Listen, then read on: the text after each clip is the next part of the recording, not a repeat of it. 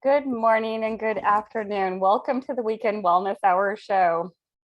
Today we have an amazing guest with a very interesting background and very interesting technique, to improve his health. So today I want to welcome Ran Knishinsky. Sorry, yeah, that's pretty good. Ran Knishinsky. I butchered it. Sorry about that, Ron. And we met, gosh, about 2.5 years ago at the gym, just hit it off and started talking. And he has a very different background. So first off, why don't you share with us, okay, you eat clay. What in the world is that about? I know it's crazy, but I've been eating clay for 30 years now.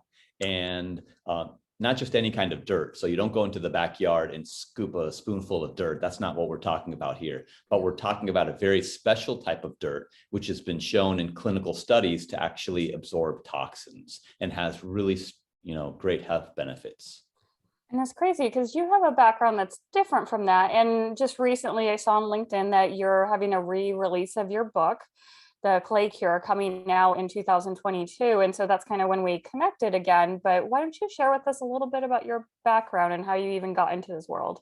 Yeah. So first of all, when we met at the gym, you were benching an impressive 350 pounds and needed a spotter. And I was happy to go ahead and help you. Right.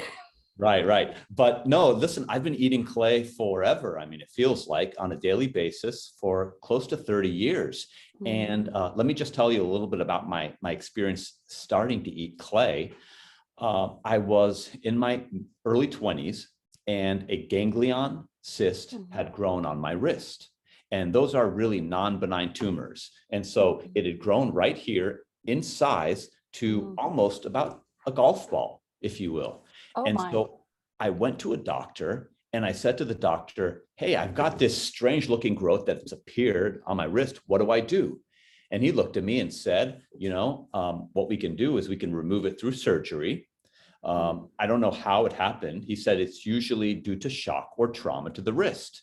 And I thought about it and I really had no kind of real shock or trauma that occurred. He said in the old days, we used to call it a Bible cyst. And we would take a big Bible and you'd smash the cyst. And in the process, you'd disperse that cyst and you'd break the bones. But today, again, we have surgery. So what would you like to do, Ron? And I thought, you know what? I'm not ready for surgery. I'm, again, only in my mid-20s. So I went to a local health food store that was about 20 minutes away and met with the owner at that time. And I knew the owner because I had previously been in. And he said, Ron, I recommend you eat dirt. And I said, dirt? He goes, well, clay. Clay? You mean like eat it? And he's like, yeah, you eat it. And I said, why on earth, no pun intended, would I like to eat clay? And he said, because of the health benefits. It will actually absorb toxins. He said, in our view, what happened to your wrist, that ganglion cyst, we think it's due to a crystallization of toxins that have accumulated in the joint area. Oh, wow. And I said, well, that's really a strange way to look at it. But you know what? If I could eat this and avoid surgery, I'll try it. So that really embarked me on eating my first spoonful of dirt. And again, not just any kind of dirt, a very special kind of dirt. And I started to eat that special kind of dirt, which is actually montmorillonite clay. We'll talk about clay more in this, the different types of clay more in this interview. And 2 months later, lo and behold, the cyst disappeared completely. Wow. I did nothing except eat the clay. Wow. When I showed it to my parents, they were just in complete disbelief. And I knew I had something there. And that really started my journey towards eating clay every single day, until which point I wrote a book on eating clay 5.5 years later. Oh my gosh. And so did you have any other noticeable effects besides the ganglion cyst going away? I poop sandcastles. Okay, that's different. I imagine. Yeah, that's you know what? I've personally felt an increase in energy and an intuitive sense of feeling healthier and stronger for eating it. I have had, though, a few bouts with some stomach viruses over the past few years. One that was really knocked me down hard. I was in Vegas one year coming from Mexico. You've heard of the famous Montezuma's Revenge. Yes. Well, I came from Mexico where my family was staying in Ensenada, Baja California. We were on our drive back to the United States, and we were going to go to Las Vegas to celebrate the New Year's. During the ride, I had these massive, massive stomach pangs, and I'm going to avoid telling you what that results in, but many trips to the bathroom. We arrived at the hotel, and my fever, I kid you not, is about 103 degrees. I'm sweating with 103, and I'm going to the bathroom probably every 10 minutes, and that's no exaggeration. My entire family's there. I'm pretty much ruining the trip at this point, as you can imagine. The kids are downstairs. My brothers and sisters and their families are all waiting for me, but I'm not showing up at any of the lunches or dinners. It's about 2 days straight of these trips to the bathroom, which I probably should be held liable for what happened in that bathroom by the hotel. Thankfully, they didn't press charges. And my sister says to me, Ron, you wrote a book on clay. Would clay help you in any sort of way? And I said, oh my God, you're right. I didn't think of it.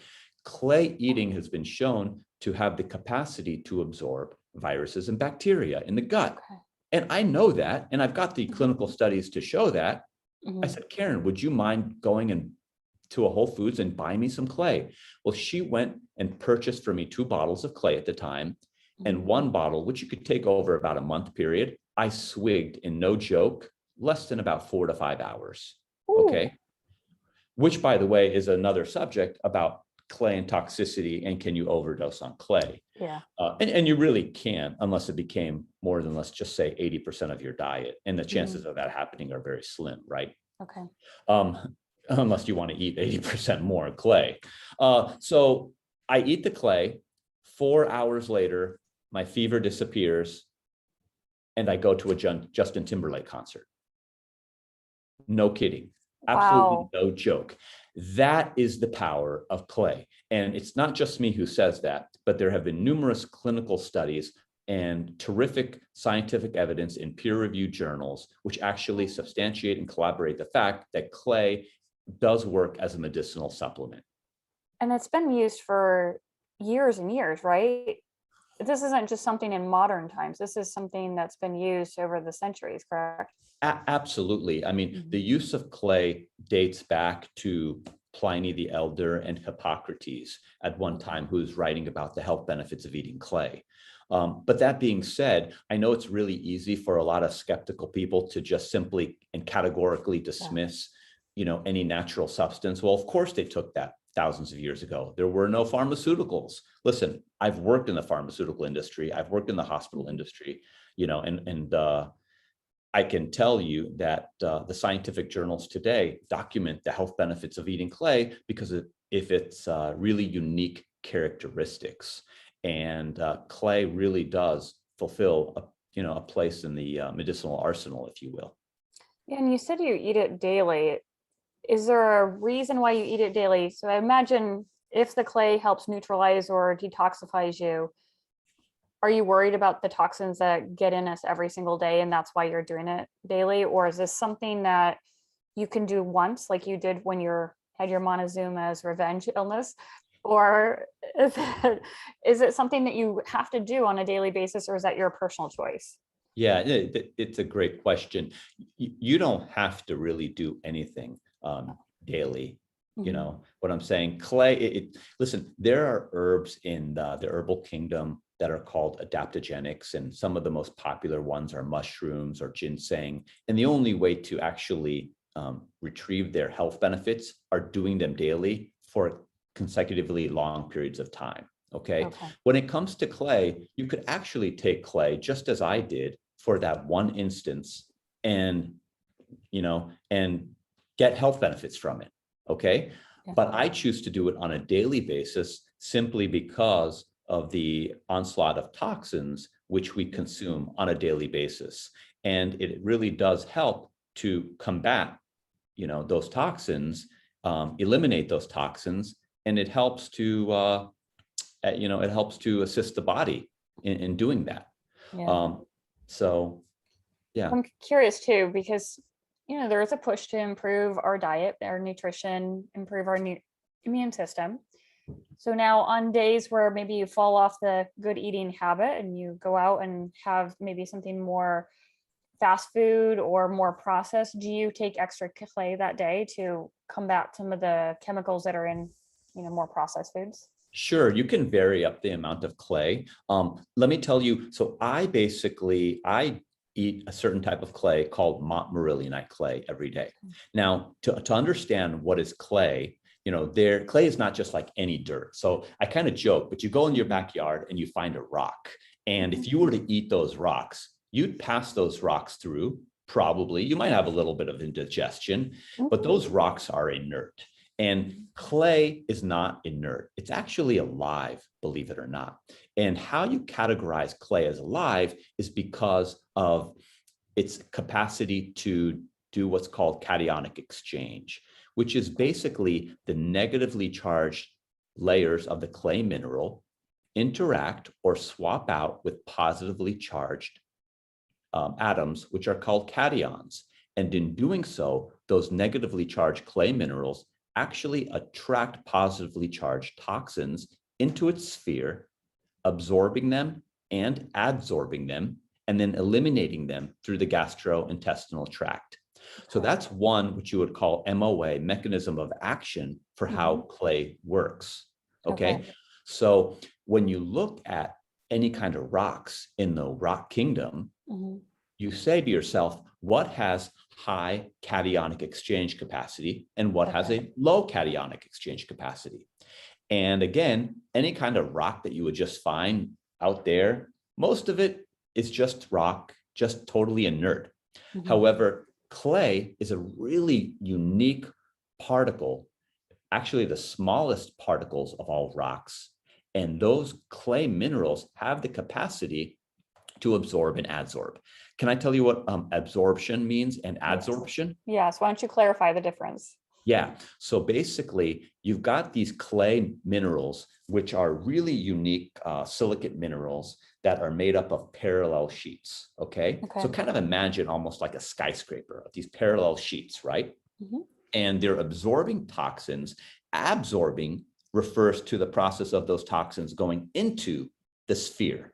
Right. Adsorbing with an AD versus an AB refers to those toxins adhering to the outside. Those toxins are then carried through the GI and eliminated. Okay. So once you take clay for that one day and it's eliminated, the next day you start over. That's why you can take clay safely on a daily basis, because it's not as if you're building a proverbial sandcastle in your GI. You're not. That clay is literally absorbed and eliminated through the GI tract. Yeah. So it's like a vessel just going right through you and things are jumping on. Yes. And it's not to say also that all clays are made equal. There are some clays in the world that have a low cationic exchange capacity. For example, and that's kaolinite clay. There's all these different types of clays. You've got kaolinite clay, you've got illite clay, you've got montmorillionite clay. The most researched in the world are really the kaolinite clays and the montmorillionite clays. Kaolinite clay has what's called a low cationic exchange capacity, but it's been researched for its use as what's called an astringent, or really helps you with diarrhea. You got the runs, you can do kaolinite clay. It was so well researched that a pharmaceutical company basically took the kaolinite clay and created a product called kaopectate, which you've heard of probably. And kaopectate has sold, throughout the world on all the store shelves. Initially, kaopectate was kaolinite clay mixed with pectin. Pectin is a fiber. And today, if you were to look at that formula has been synthesized. So it's no longer what the original formula was. But that being said, the kaolinite clay was at the base of that formula for use as an astringent for the treatment of diarrhea. Then you have other types of clays like the clay I eat, which is montmorillionite clay. And montmorillionite clay has a higher cation exchange capacity. And that clay has been shown to be effective for the absorption of toxins, just as we've been talking about. So where do you find these clays, and do you dig far down under the topsoil so you can get access to these clays? Because obviously there's a lot more, bacteria and fungus living on the top of the ground and other, you know, remains of things, even Yeah. on the top level. So you kind of want to get away from that. So where do you find these and how do you even extract them? Yeah, no, so listen, if you were to go and just dig up dirt and eat it, I don't advise that. And I Thank you. also don't advise just going and purchasing a Ziploc bag of clay on the internet. It's probably not that great of an idea because you don't know what the microbial count Yeah. is, the bacterial contaminants in that clay. Yeah. So, I actually retail a clay. Detox Dirt is the name at detoxdirt.com. And the clay that I retail is a clinically studied montmorillonite. And that's a big Okay. deal. That's really the holy grail of any kind of natural supplement when it's clinically studied, because we understand its safety, we understand its efficacy, and we understand, how it works therapeutically in the body. So that being said, you look for these veins of clay, which are montmorillonite throughout the world. And there are several veins that are montmorillonite clay, which are available. And it takes a whole host of dollars to be able to go into the earth, mine those clays, extract those clays, clean those clays, mill those clays in order for individuals or animals to use that.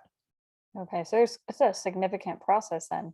Yeah. And clay, by the way, I mean, its industrial uses are far reaching as well. Clay is used, for example, to purify beer and wine. It's used in a whole host of different types of industrial applications. So clay is actually mined for its absorbent capabilities in terms of industrial, and for its use in animals, for example, in animal feed.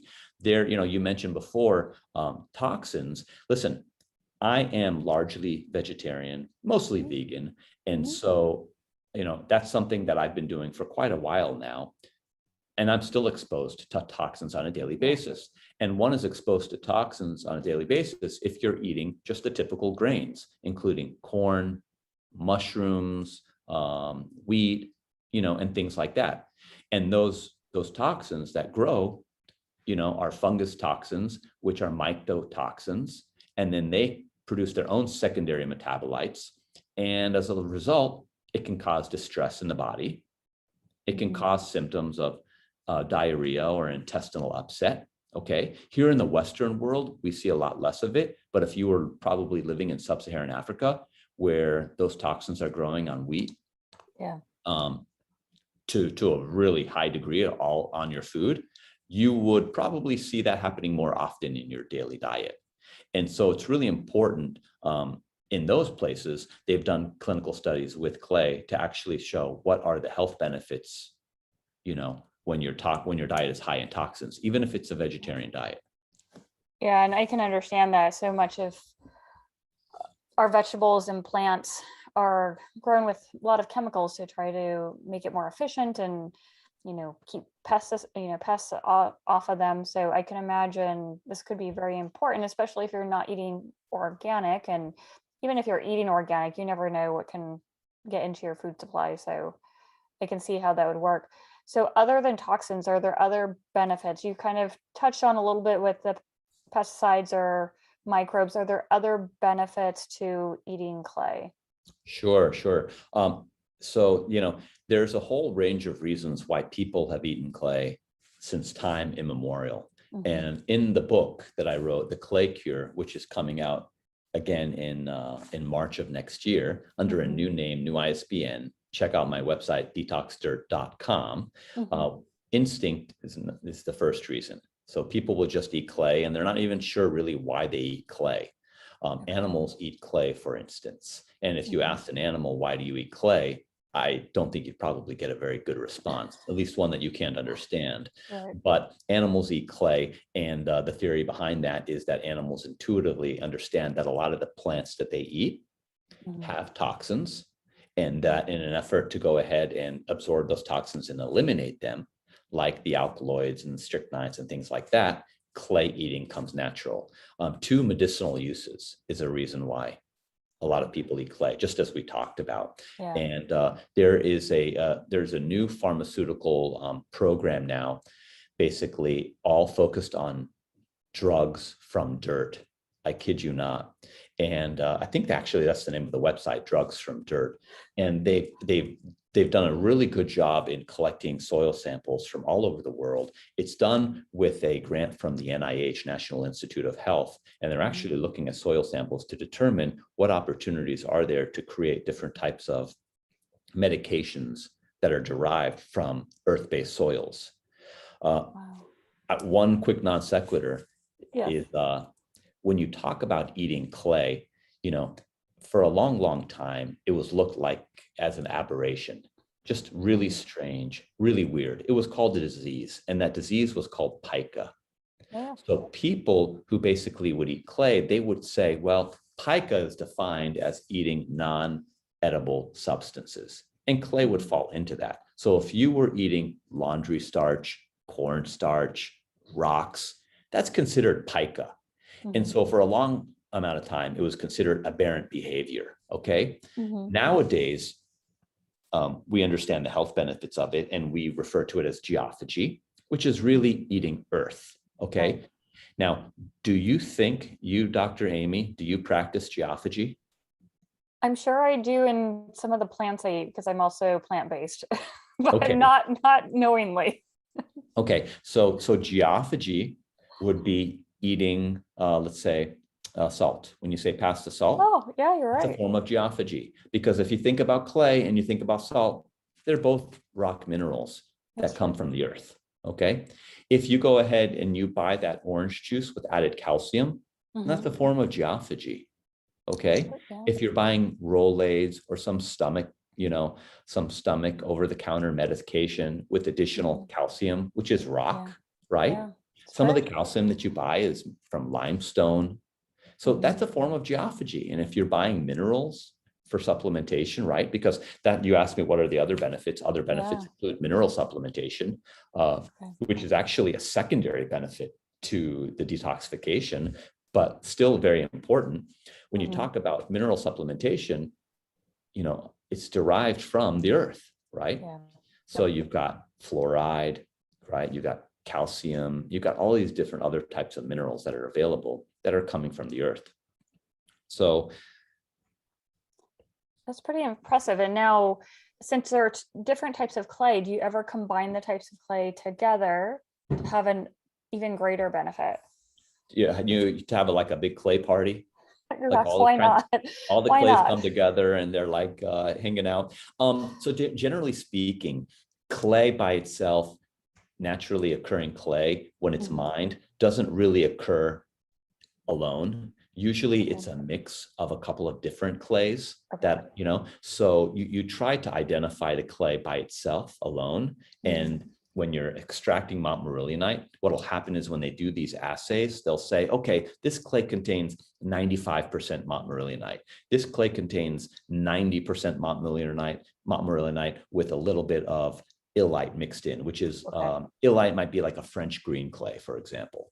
And so the goal, though, is really to be very specific and very targeted with respect to the clay that you're eating. Because again, as I mentioned before, the clays will differ in their health benefits based on their mineral structure. Right. So generally speaking, you're not finding compounds that contain many different clays. You're targeting one specific clay. The clay that's most eaten today is the clay that is usually most researched, which is the montmorillonite variety, which comes from the family of clays called smectite, which refers to a expandable clay. You'll look at a lot of clays. Here's my brand, by the way. Can you see it? Yeah, we can. That's Detox dirt. Nice. Maybe let me see if I change. Well, it does. We can see it. That we can actually see it. Yeah. Okay. So if I take this clay out, by the way, so you buy this clay. This clay costs about $35 a jar. It's 6 ounces worth. Okay. It lasts for a full month. Okay. All right. The clay is protected. So I'm going to rip that protection off right there. Okay. And literally, clay is considered, you've got the finest, smallest particles that is clay. It's actually a crystalline structure. So if you were to go over to my house and look at my granite countertop, okay, that's what this clay looks like under a microscope. Wow. But to the naked eye, you really can't appreciate that. Neither can you understand or appreciate, not you personally, but anybody, including myself, okay? Those parallel sheets that we talked about, Mhm. okay? You eat it, and it's really that simple. Just This like that. clay, this clay is kind of a tan colored clay. Okay. In water, it looks a little bit more grayish, Mhm. okay? With absolutely no flavor, Okay. no taste, Mhm. and it's odorless.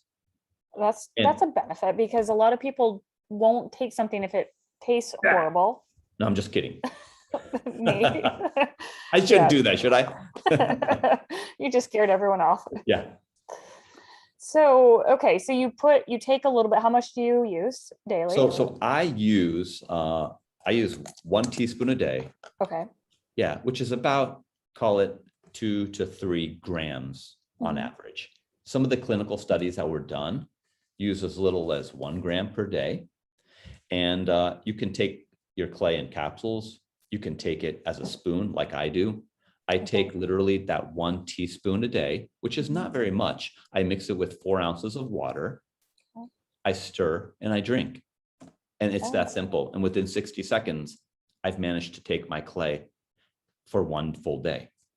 Now, do you do it on an empty stomach or with food? What's the I protocol? yeah, no, that's great. Those are great questions. I take my clay on an empty stomach. Okay. Again, back to all clays, not all clays are created equal. There are some clays in the world that do interfere with the bioabsorption of your Mhm. food.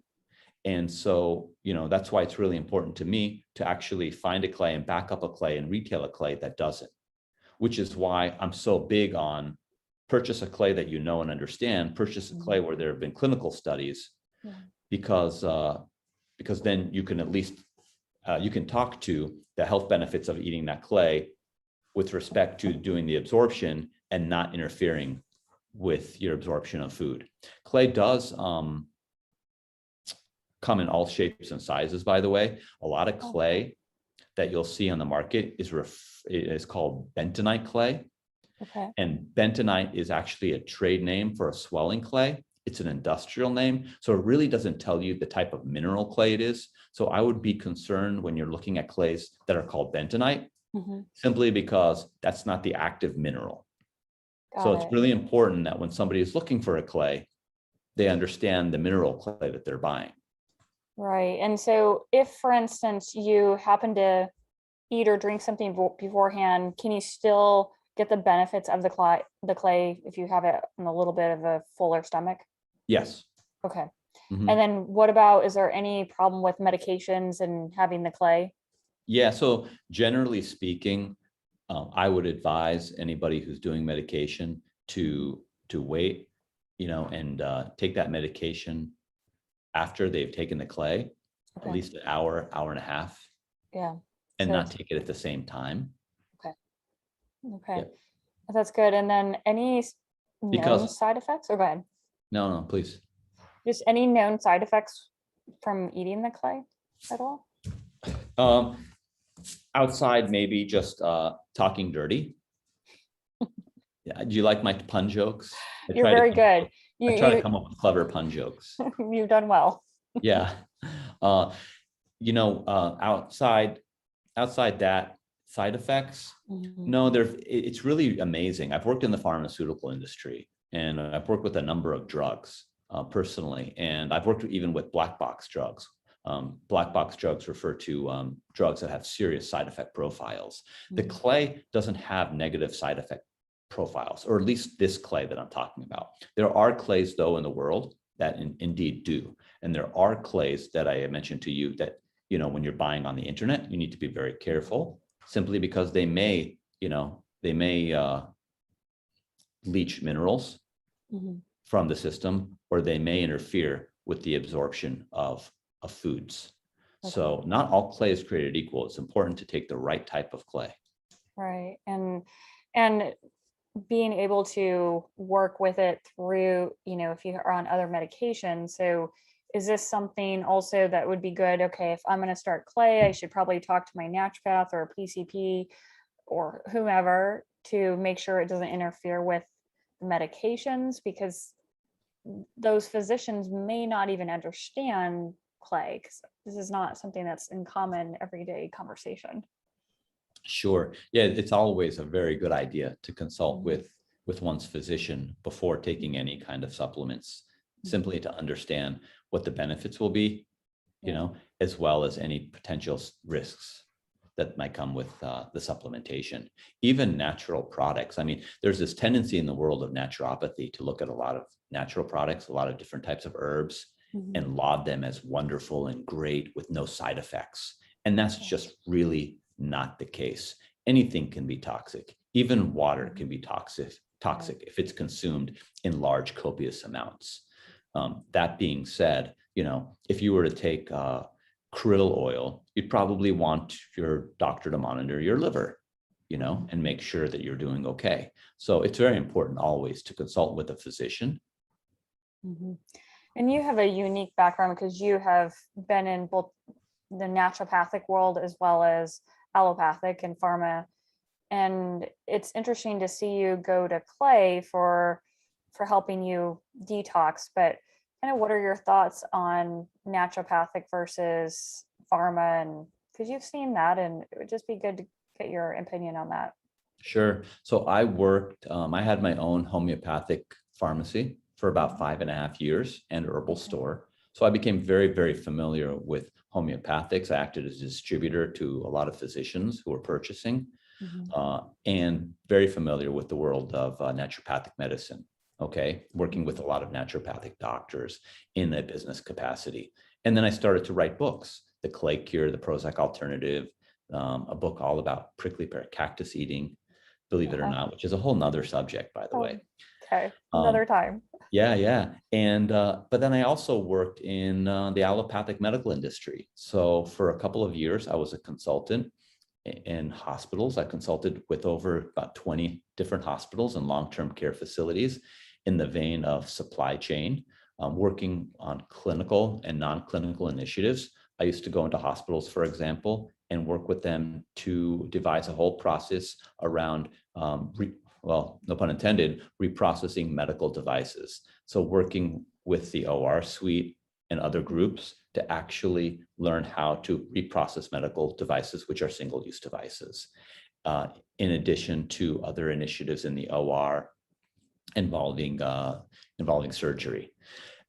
And then I worked as a brand director for some very big pharma drugs, you know, working with medical, legal, regulatory, basically monitoring and creating advisory boards and things like that. So I really do have a sophisticated understanding of the pharma industry, how a drug is brought to market, the $100 million that are spent, and what single molecular entity drugs do for us. So I believe in pharma, but I also believe in naturopathic medicine.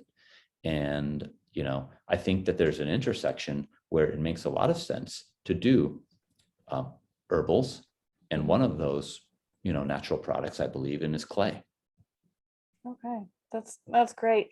I have a question also about glyphosate. Are you familiar with if clay can help with that type of detox?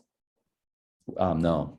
Okay. No, I haven't read any kind of clinical study specifically about that. Okay, we just had one listener who was asking about that, so wasn't sure on how that works. But well, this is really interesting. So can you tell us a little bit more about your book, The Clay Cure, and what do you have in it and what's new with the re-release? Yeah, sure. So when I wrote the book about 25 years ago, there was some clinical evidence to corroborate that clay had healthful benefits. But over the past 2 decades, that evidence has really just grown exponentially. So the new book really explores, okay, why do people eat clay? And we started to talk about it earlier in the conversation, medicinal uses, detoxification. It's been used as a famine food, and I talk about that in times where there was no food. Clay actually would be helpful in terms of just making somebody feel more full. Okay. You know, its use in pregnancy has been well documented. So that's something that I actually explore in a chapter by itself, together with some of the clinical studies that have been done around that. Okay. Its use as a food delicacy. So some people actually go out of their way to eat certain types of clay simply because of the taste, the texture, okay, and then its use in religious rites, for example. So different types of religions referring to clay. For example, in the Judeo-Christian religion, we say from dust to dust. And there's a reason, and I explore how clay is alive and what does that mean on a few different levels, looking at science, but also looking at some other things to help define what makes clay alive. And then animals. I talk about animals that eat clay and why they eat clay, and the different types of studies that have been done and observations on a whole host of different animals, from primates to birds to elephants and more, that actually go out of their way to eat clay in the animal kingdom. A lot of new clinical-based research on clay that's popped up. I go into the various studies to explain. We talked earlier, what are mycotoxins? What are aflatoxins? These toxins and their secondary metabolites that grow on the natural foods that you eat. How does clay absorb those? Studies have been done with clay and paraquat, which is an herbicide, I explore a lot of that, and then talk about different clays and how to identify a clay and actually incorporate clay eating in your diet. Oh, that's incredible. It's a lot of information, and it's good information for people to have. And one of the nice things about that is, if we can start thinking differently, we can start making better choices about our lives, or even start to research something new that could actually improve our health. So this is wonderful. Yeah. I really, I'm a hyper guy. You probably can see it. I'm very animated, but I truly do have a passion for clay and clay eating, and I believe in it, and again, given my background between naturopathic and pharmaceutical medicines, I do believe I've got a sophisticated understanding of clay and why it can be helpful, and that clay has a place, in the medicine cabinet. If not taken daily, it can be taken in, for specific ailments. So absolutely, because you hear about using charcoal to help get through something horrific, if you drink too much alcohol or take something that your stomach's upset. So I could see this as a benefit, just similar to charcoal, right? yeah, so that's interesting that you say that. People, when you say charcoal, people will go, are you talking about what we put on our barbecue? Yeah. And then spray the lighter fluid on? And no, it's the activated charcoal. And activated charcoal has become very popular in terms of its absorption capabilities, because it has a very large surface area. And that's why clay, when we talk about that cationic exchange capacity, when one is ingesting clay, its large surface area is really important. In some cases, some geochemists have actually said that the surface area of 1 gram of clay can be as large as a football field. You know what I'm saying? So this is really incredible stuff when you look at that, and how it works mechanically in the body. Yeah, that's absolutely amazing. That's absolutely amazing. And so how can people reach out to you if they want to order and get your book when it comes out for the re-release? Yeah, well, if you want to read the older book, it's go to detoxdirt.com. Okay. There are links there to the book on Amazon, where they can buy the book that's been out for about the last 2 decades. But I promise you, the new book is going to be 50 times better. Okay. But the clay is there. Again, I sell the clay, and it's got pretty nice packaging. My background is also consumer marketing. So they can purchase the clay there. And if they've got questions, there's an email there where they can ask me questions and I'll respond. Okay, this is wonderful. Any last bit of tips or advice you would give to anyone regarding clay and eating dirt?